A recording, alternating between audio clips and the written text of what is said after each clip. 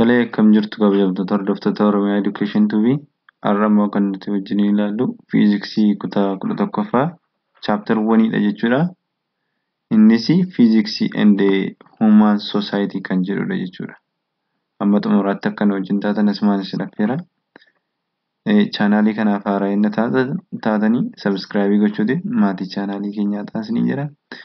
Hiriyoota keessan immoo kutaa 9 hanga kutaa 12tti warri jiranii viidiyoo kanarraa akka isaan baratanii fi sheerii fi laayikii gochuu akka hin daganne isiniin jedha.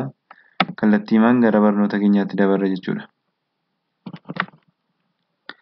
Barnoota keenya irraa mata duree isaa irratti akkuma isinii kaase Physics and Human Society kan jedhudha jechuudha. Fiiziksiin hawaasa keessatti faayidaa akkamii qaba? Dhiibbaa akkamii immoo gochuu danda'a? Waan jedhamu wajjin ilaallu jechuudha. 1.1 irratti maal jedha? 1.1 irratti Importance of Physics in Society jedha. To society hawaasa maal fayyada jedha wajjin ilaalla jechuudha.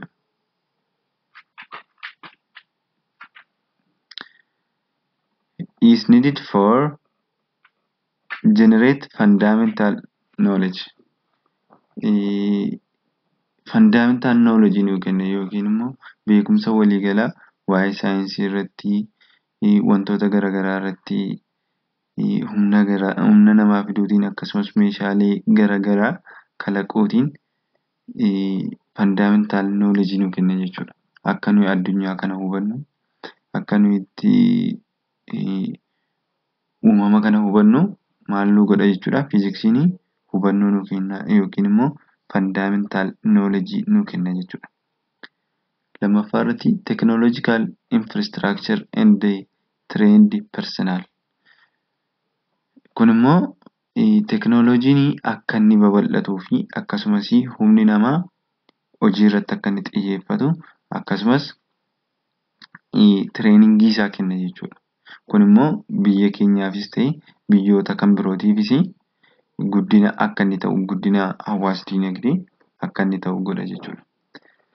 Sadaffaa irratti element in the education of chemistry, engineers and computer science as well as practitioners of the other physical and biomedical science. Akkasumas immoo gosa barnootaa kanneen akka chemistry, engineering, computer science fi akkasumas buufata fayyaa garaagaraa keessatti fiiziksiin damee garaagaraa qaba jechuudha. Fakkeenyaaf engineering keessatti yennaan fudhanna ta'e engineering kutaa yookiin damee fiiziksii keessaa isa ijoodha jechuudha. Ijaarsa garaagaraa irratti kan xiyyeeffatudha. Fiiziksiin kallattii kanaanii shoora guddaa kan taphatudha jechuudha. Itti fufnee extend and enhances our understanding of other discipline. Akkuma jalqaba isinii kaasee ture hubannoo keenya waa'ee disipiliinii kan biraa fakkeenyaaf fayyaa keenya irratti uumama kana irratti yaadota qaqqabnu akka nuyi bal'ifannu nu godha. Akka nuyi bal'ifannu godha jechuudha. Developing strategies to combat climate change in development of cleaner energy in development of technological advancements. Akkasumas immoo development strategy karaa ittiin qilleensaa jijjiirama qilleensaa ittisanii akkasumas enerjiin akkaataa inni itti qusatamu akkasumas teknooloojiin immoo akkamittiin akka inni babal'atu istiraateejii nuu kenna jechuudha. Istiraateejii nuu kenna jechuudha. Eetu fiiziksiin fakkeenyaaf GPS meeshaalee garaagaraa kalaquutiin teknooloojikaal advaansimentii keessatti shoora guddaa ni qabaata jechuudha. Akkasumas climate change keessatti immoo bakka gadi bu'iinsa qabuu fi bakka ol ka'iinsa qabu waan akkasii kan nutti himuutiin shoora climate change keessatti ni qabaata jechuudha. Itti fufnee kan nuti ilaallu improve our quality of life by necessary for developing new instrumentation techniques for medical application. Kun immoo fayyaa keenya irratti jechuudha meeshaalee garaagaraa akkasumas tooftaa garaagaraatiin akkamiin fayyaa keenya eeggannu godha jechuudha. Kana gaafa jennu amma fakkeenyaaf meeshaalee kanneen X-ray warreen kana fakkaatan kana kitaaba keessan irra bal'inaan jira. Warreen kana kalaquutiin maal godha jechuudha fayyaan keenya yookiin jireenyi keenya quality akka inni ta'u godha jechuudha. Eenyutu? Fiiziksiin jechuudha. Itti fufnee kan nuti ilaallu influence of physics on society. Fiiziksiin immoo hawaasa irratti dhiibbaa akkamii qabaata yookiin immoo dhiibbaa gaarii moo dhiibbaa hamaa qabaata kan jedhu wajjin ilaalla jechuudha.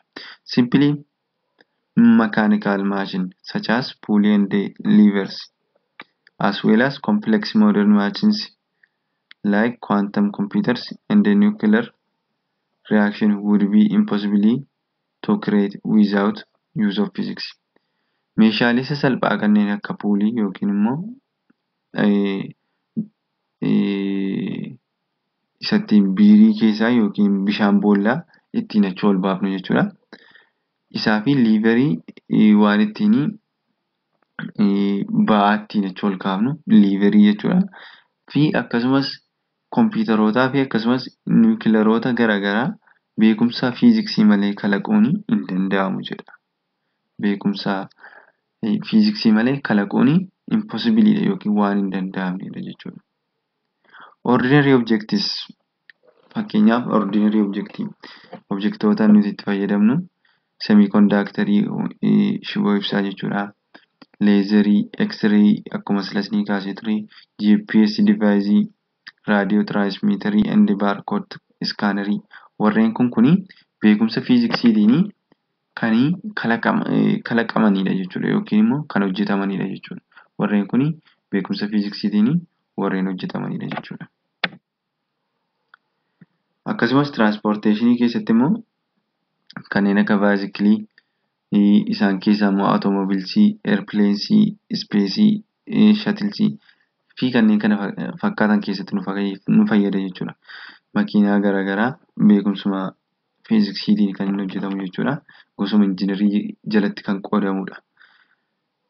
Kan biraan fiiziks in military purpose akkasumas fiiziksiin humna waraanaa keessatti illee faayidaa guddaa ni qabaata. Innis informing the design of weapon meeshaalee garaagaraa meeshaalee waraanaa jechuudha. Isa design gochuu inventing the atomic bombii garaagaraa akkaataa itti oomishanii akkasumas today creation of nuclear weapon yerootti ammaa kana immoo gara nuclearii oomishuutti beekumsa fiiziksiitiin darbameera jechuudha. Fiiziksiin hawaasa keessatti dhiibbaa akkasii ni qabaata. Dhiibbaan isaa dhiibbaa gaariis dhiibbaa hamaas ta'uu ni danda'a jechuudha. Itti fufnee kan nuti ilaallu 1.2 irratti immoo physics communities and their roles jechuudha. Community fi fiiziksii wajjin ilaalla akkasumas shoora isaanii wajjin ilaalla jechuudha. Physics communities are an organized group of persons associated together for scientific purpose. Fiiziksii community kan jedhamanii walitti dhufeenya namootaa dhimma scientific purpose yookiin kaayyoo saayinsiitiif kan walitti dhufanidha jechuudha. Community jechuun hawaasa jechuudha. Organized groupii garee walitti dhufee namootaan hundaa'edha jechuudha. Fakkeenyaaf Itoophiyaan Physical Society kun maal irratti xiyyeeffata? Fiiziksiin akkamittiin hawaasa keessatti dhiibbaa qabaa akkamitti fayyada waan jedhamu qorata. Akkasumas immoo kaarikulamii haaraa baasuutiin illee fiiziksiin abdeetii gaafa ta'u barnoota irratti illee akka inni kaarikulamii isaa jijjiiramu yookiin immoo abdeetii akka inni ta'u godha jechuudha. Kan biraan gosuma isuma ammaa ilaalaa jirru 1.2 jalatti jechuudha. Itoophiyaan Physics Society in North Americaanidha jechuudha. Ameerikaa wajjin ilaalla jechuudha. Innis Ebsaanaa jedhama jechuudha. Kun immoo gaheen isaa the mission of Ebsaanaa was to promote and support education. Kunis akkuma isa ammaa jechuudha. Maal gochuudha? Barnoota deeggaruudha. Akkasumas scholarshipii garaagaraa barattoota fedhii barnoota fiiziksii qabanii fi akka isaan argatan gochuudhaaf dhiibbaa gochuudha jechuudha. Akkasumas kan biraan immoo African Association of Physics Students. Kunis akkuma Ebsaanaa ta'ee kun immoo kan Afrikaati jechuudha. Inni kunis maal godha? Student Run Educational Association jechuudha.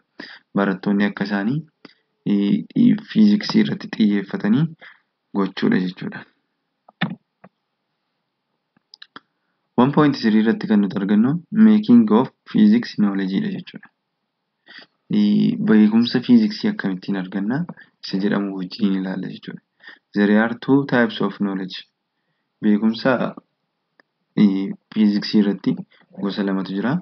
Isaanis posterior knowledge fi prior knowledge jedhamu jechuudha. Posterior maal jedhama? Which is experience. Inni kuni kan muuxannoo irraa argamudha jechuudha. Fakkeenyaaf qaqqabachuu haa ta'u, arguu haa ta'u, dhaga'uu haa ta'u, warreen kana maal jenna? Posterior jenna jechuudha. Maaliif adeemsa guyyaa guyyaa jiraannu keessatti wanta arginurraa, wanta dhageenyurraa, wanta qaqqabannee toshinu yookiin immoo hojjennurraati kan nuti argannu posterior knowledge jedhama yookiin kanii muuxannoo irraa dhufu jennee waamuu ni dandeenya jechuudha. Lammaffaa irratti immoo prior jechuudha. Prior knowledge immoo which from logical and mathematical truth dha. Kuni wanta qabatamaa ta'e irraa yookiin immoo wanta kana jennee murteessuu hin dandeenye irraa kan dhufudha jechuudha.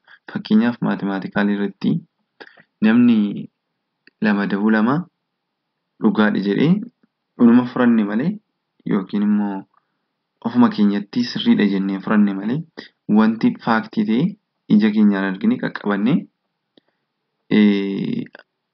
kun dhugaadha jennee itti walii galle qabnu jechuudha. Kuni maalodha? Sirriidha jennee furanne malee jechuudha. Kanaafiyyuu prior knowledge kun maal jedhama afaan biraatiin? Non experimental knowledge jennee waamna jechuudha. Itti fufnee wajjin ilaalla. Experimental knowledge kan jedhamu isa kamiidha? Isa nuyi qaqqabannu yookiin experienceedhaan kan dhufu sana jechuudha. There are 4 main way of acquiring knowledge of through experience. Kan muuxannoodhaan dhufu kana karaalee 4 argachuu ni dandeenya. Isaanis sensor perception. Sensor perception jechuun gaafa fakkeenyaa fi wanta tokko qaqqabannee barru jechuudha. Kunis is perhaps the dominant source of experimental knowledge. It immediately raises a critical question. Kun maalodha? Wantuni qabannee akka sanaan gaaffii nutti kaasu jechuudha. Yookiin qabannee yookiin argine yookiin dhageenye akka sanaan gaaffii gaafanne wanta sana barru jechuudha. Inni kun maal jedhama? Sensor perception jennaan jechuudha. Lammaffaa irratti interoperception jechuudha inni kun immoo. Interoperception immoo akkamidha? Wanta namni nutti hime jechuudha. Kana jechuun wanta sana nuyi miira keenyaan beekuu hin dandeenyu garuu immoo erga inni nutti hime miira keenyaa fi wanta inni nutti hime sanarraa kaanii itti yaadne kanii wanti kun sirriidha jennee yookiin immoo beekumsa achirraa argannu jechuudha. Is like a sixth sense that look into the most intimate part of our minds, which allows us to inspect how we are feeling and how our thoughts are operating. Kun immoo akkamidha? Akkuma nama isinitti himaa ture dhimma ta'e irratti fakkeenya yennaa hin ibsina ta'e hospitaala dhaqxanii hospitaala dhaqxanii gaafa hospitaala dhaqxanii doktariin dhukkuba keenyatti himii isiniin jedhe. Dhukkuba keenyatti himii gaafa inni isiniin jedhu dhukkuba keessan sanatti himtan. Iddoo kana na dhukkuba bakka akkas akkasii na dhukkuba jettanii itti himtanii jechuudha. Doktariin suni ofii isaatii miira isaatiin fiil godhee yookiin miira isaatti dhageessisee akkasumas sammuu isaatiin yaadee nama kana dhukkuba iddoo kana ni ilaala jedhee yaadaa jechuudha. Kun maal jechuudha egaa introspekshinii keessaa isa tokkodha jechuudha. Yookiin immoo beekumsa nuyi karaa akkasii argannu keessaa isa tokkodha jechuudha. Fakkeenyaan amma isinii kennee kitaaba keessan irras jira jechuudha. Itti fufnee sadaffaa irratti kan nuti argannu meemoriidha jechuudha. Memory is a like recording device that capture event that one can experience more or less in the order that they occur. Memory jechuun immoo wantoota nuyi argine yookiin dhageenye capture gochuudha yookiin qabachuu jechuudha. Fakkeenyaaf barumsa ta'uu danda'a, wanta garaagaraa ta'uu danda'a, sanuyi sammuutti qabannu sanadha jechuudha. Afuraffaa irratti kan nuti argannu testimoniidha. Kun immoo dhuga baatiidhaan kan dhufudha jechuudha. Fakkeenyaaf namni tokko akkuma akkas jedhee dhugaa isinitti ba'e isa isinii fudhattan sana inni immoo maal jedhama? Testimony experience knowledge jennee waamna jechuudha. Testimony from written source are usually more reliable than oral source. Kan afaaniin ta'u caalaa kan barreeffamudha jechuudha. But much depend on the integrity of authors, publishers, and the method of fact gathering. Kun immoo kan inni irratti hundaa'u irra caalaa barreeffama irratti nama barreessisan aawutarii sana irratti jechuudha. Paablisharii nama maxxansiisan akkasumas yookiin immoo yeroo itti maxxane sanadha. Akkasumas method of fact gathering akkaataa itti odeeffannoon sun sassaabame irrattis ni hundaa'a jechuudha. Maaltu testimoniin jechuudha. Kanatti aansinee kan nuti ilaallu inni nuyi amma ilaalaa turre experimental knowledge yommuu ta'u, amma immoo kan nuti ilaallu non-experimental knowledge jechuudha. This source of information is more difficult to describe. Soorsii kana jennee faaktii isaa lafa kaa'uun hin ulfaata jechuudha. Akkuma jalqaba irratti isinii kaasee ture 2-2 Kana jechuun nutu sammuu keenyatti akkas jedhee qabate malee jechuun fudhanneerra hundumtuu irratti walii galeera.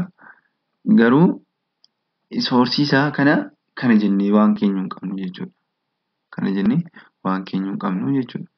Gain access to this knowledge through rational insight. Kuni akka uumamaatti yaaduu keenya yookiin akka walii galaatti yaaduu keenyaantu dhugaa ta'ee nutti argama malee kana jennee faaktii isaa akka waan miiraan adda baafnutti yookiin qaqqabannee adda baafnutti adda baasuu hin dandeenyu jechuudha. Non-experimental knowledge jennee waamna jechuudha isa kana. Itti fufnee scientific method. The scientific method is an ordered series of steps to acquire knowledge based on experimental evidence. Scientific method jechuun adeemsa wanta tokko tartiiba ittiin geeshinu kunis maal irratti hundaa'e qorannoo ragaadhaan qabatamaa ta'e irratti hundaa'e jechuudha. Kunis isteeppii qaba. Isteeppii isaa observationidha, questionidha, researchidha, hypothesisidha, experimentidha, akkasumas analyze gochuu dhumarratti immoo conclusion gochuudha jechuudha.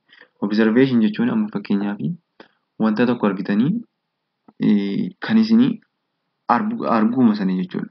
Wanta tokko arguu sanaa jechuudha. Itti aansitanii wanta sana erga argitanii booddee gaaffii sammuu keessanitti dhufa. Inni maal jedhama? Step 2 questionii jedhama jechuudha. Erga gaaffiin isinitti dhufee booddee researchii jalqabdu yookiin immoo dudduuba deebitanii waa'ee wanta kanaan dura qorannoon waan akkamii jira, kitaaba akkamii irratti barreeffamee jira waan jedhamu researchii baakgiraawundii isaa jalqabdu jechuudha. Kana booddee afuraffaa irratti hypothesisii hojjettu. Hypothesisii jechuun erga baakgiraawundi researchii argattanii sababa argattu fakkeenyaaf biyyeen maaf gurraacha jenne biyyeen maaliif gurraacha jenne biyyeen elementoota akkasii keessa jira waan ta'eef gurraacha'ee jenna. Kun maal keenya jechuudha? Haayipootesisii keenya. Haayipootesisiin keenya kun garuu maal ta'uu danda'a? Dhugaa ta'uu danda'a, dhugaa ta'uu dhiisuu danda'a. Yaada keenya jechuudha. Biyyee keessa elementoota kanneen kana fakkaatanii fi yookiin immoo elementoota akkasii jira waan ta'eef kanaaf biyyeen gurraacha ta'e jennee yaadna. Inni yaaduma keenyadha jechuudha.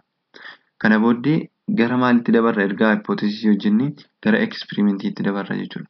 Eksperiimentii jechuun immoo qorannoo gaggeessina laaboraatoorii keessa seenee jechuudha.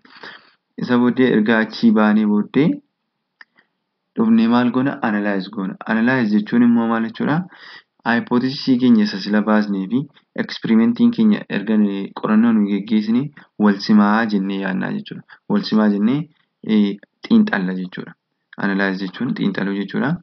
Kana booddee yenna dhugaa ta'e konkuluujiin goone jechuudha. Walitti qabnee cuunfinee keenya jechuudha.